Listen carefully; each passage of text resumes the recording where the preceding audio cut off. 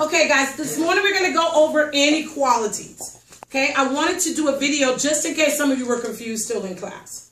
We're going to use the same flow chart that we use for our equations in order to solve our inequalities. It's called inequalities because it's not equal to. Instead, it's greater than or less than or greater than and equal to or less than and equal to. Okay, so we're going to use a problem from our Springboard book this morning.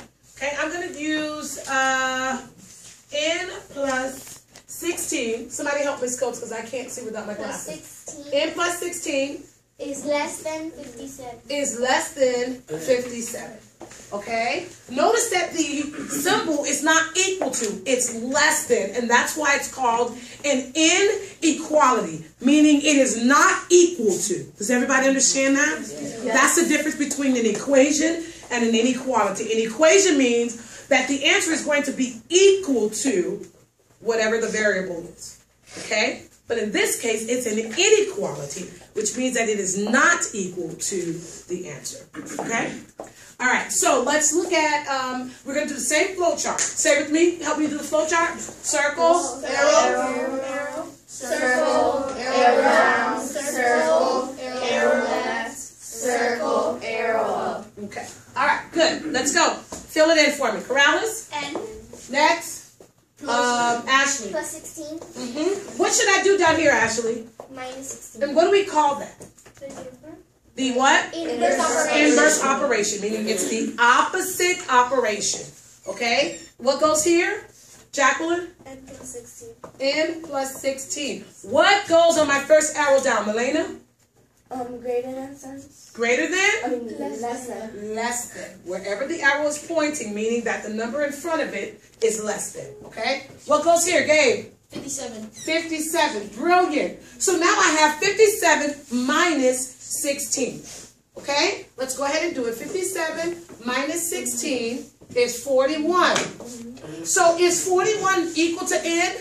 No. No. 41 is Less than n. So let's write that.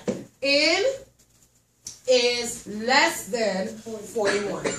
Okay? That means I can use any number that's less than 41. Let's go ahead and graph that to see what that looks like. Okay? We're going to start, because the answer is 41, we're going to start with 30. Okay? 40, 50, 60, 70. Okay? What am I going to put? I'm going to put an open circle next to 41. Why is that? Can somebody tell me why did I choose an open circle as opposed to a closed circle? Milena?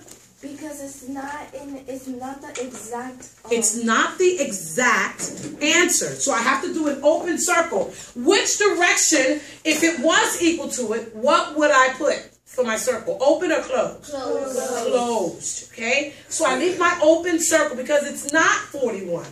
Instead, it's a number less than 41.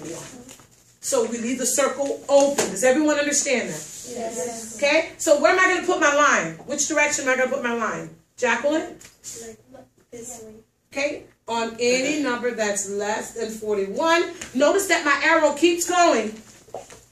Right? It keeps going. It's continuous. Okay? So I'm going to draw my line on all of my possible answers. And all of my possible answers are anything less than 41. Well, let's try the theory. Give me a number less than 41. 28.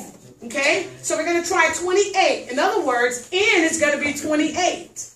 Okay? So 28 plus 16 is going to have to be less than 57. Let's see. So 44 is my answer. Is that less than 57? Yes. All day long. Okay? So again, our inequality, when we're graphing inequalities, we leave the circle open because it is not equal to the answer. Do you understand that? And then the arrow is going to go in the direction of all the possible answers. Okay? All right, great.